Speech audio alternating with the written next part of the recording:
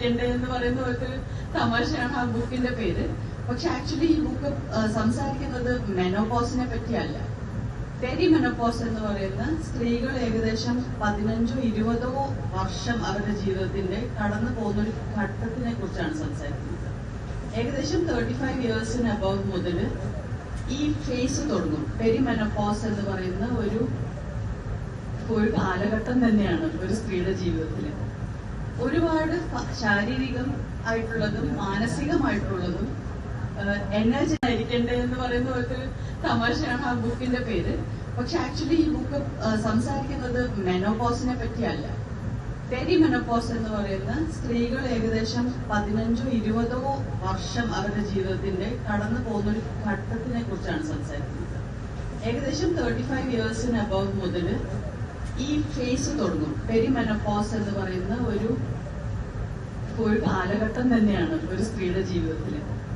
ഒരുപാട് ശാരീരികം ആയിട്ടുള്ളതും മാനസികമായിട്ടുള്ളതും എനർജിമാണ്.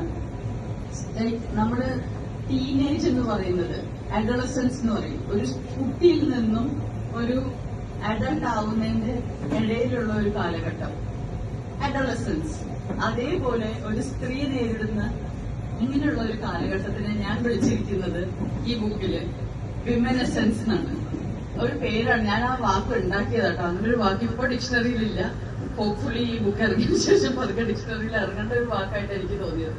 ബിക്കോസ് ആ ഒരു കാലഘട്ടത്തിന് നമ്മൾ ആരും ഒരു വാക്ക് പറഞ്ഞിട്ടില്ല. നമുക്കറിയാം ടീനേജേഴ്സ് ആയി കഴിയുമ്പോൾ മൂഡ് സ്വിങ്സ് ഉണ്ടാവും, ഇവരെല്ലാവരും തർക്കിക്കും, എല്ലാം ഡിഫറെന്റ് ആണ്, പേഴ്സണാലിറ്റി ചേഞ്ചസ് വരും, അവരുടെ ശരീരം മാറും, അവരുടെ മാനസിക നിലപാട് മാറും, അവരുടെ കാഴ്ചപ്പാടുകൾ മാറും. ഇതൊക്കെ തന്നെ വീണ്ടും ഒരു സ്ത്രീ ഇത് ഈ 2 വട്ടം നേരിടുന്നുണ്ട്. ആദ്യം അഡോളസൻസിൽ, വീണ്ടും 35-നും 55-നും ഇടയ്ക്കും അവരെന്താവും?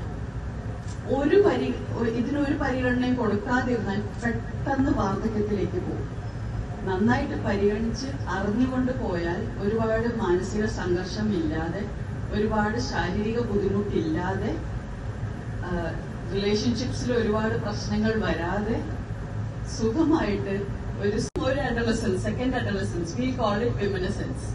ഈ വിമനസെൻസ് എന്ന് പറയുന്ന ഈ കാലഘട്ടത്തിൽ ഒരു സ്ത്രീ ശാരീരികമായിട്ട് മാറുന്നു. നമുക്ക് എല്ലാവർക്കും അറിയാം, ഒരു 35+ ഒരു സ്ത്രീയുടെ ബോഡി മാറി തുടങ്ങും. പക്ഷെ എല്ലാവരും ശ്രമിക്കുന്നത് തിരിച്ച് 25 വയസ്സുകാരിയുടെ ബോഡിയിലേക്ക് എപ്പോഴും എത്തി നിൽക്കണം എന്നുള്ളത് എന്തോ ഒരു ഫിക്സ്ഡ് കാഴ്ചപ്പാടുള്ള പോലെയാണ് നമ്മളിപ്പോൾ ജീവിക്കുന്നത്. അതുകൊണ്ട് സ്ത്രീകൾ സംഘർഷത്തിലൂടെ പോകുന്നു. 35+, അയ്യോ തിരിച്ച് അതേ വെയിറ്റ് കുറഞ്ഞിരിക്കണം, സ്കിന്നും മാറാൻ പാടില്ല, ഈ ആന്റി ഏജിങ് എന്ന് പറഞ്ഞ ഒരു ത്വരയില്, പിന്നെ സ്ട്രെസ്സിലൂടെയാണ് ജീവിക്കുന്നത്. ശാരീരികമായിട്ടുള്ള അത് ഏറ്റവും ചെറിയ മാറ്റമാണ് ഈ വരുന്ന വെയിറ്റ് ഗെയിനോ ഫിസിക്കൽ ചേഞ്ചസ്. അതല്ലാതെ ഒരു സ്ത്രീയുടെ ബോഡിയിൽ ഒരുപാട് മാറ്റങ്ങൾ വരുന്ന ഒരു കാലഘട്ടമാണ്. ഹോർമോണൽ ചേഞ്ചസ് നടക്കുന്നു. ഇത് തന്നെയാണ് ടീനേജിലും നടക്കുന്നത്. ഹോർമോണൽ ചേഞ്ചസ് നടക്കുമ്പോൾ കുട്ടികൾ അഡൾട്ട്സ് ആവുന്നു. അതേപോലെ ഒരു സ്ത്രീയുടെ ബോഡിയിൽ ഹോർമോൺസിന്റെ അളവ് കുറഞ്ഞ് ദേവിയിലേക്ക് മാറാം. You can turn in to the goddess that you are meant to be എന്നാണ് ഈ പുസ്തകത്തിൽ ഞാൻ പറയുന്നത്. ഒരുപാട് കാര്യങ്ങൾ പറയുന്നുണ്ട്. ഇതിന്റെ വളരെ ഡീറ്റെയിൽഡ് ആയിട്ടുള്ള സയന്റിഫിക് മെഡിക്കൽ സൈഡിലുള്ള ഇൻഫർമേഷൻ പരമാവധി ഈ ബുക്കിലേക്ക് ഇൻക്ലൂഡ് ചെയ്യാൻ ശ്രമിച്ചിട്ടുണ്ട്.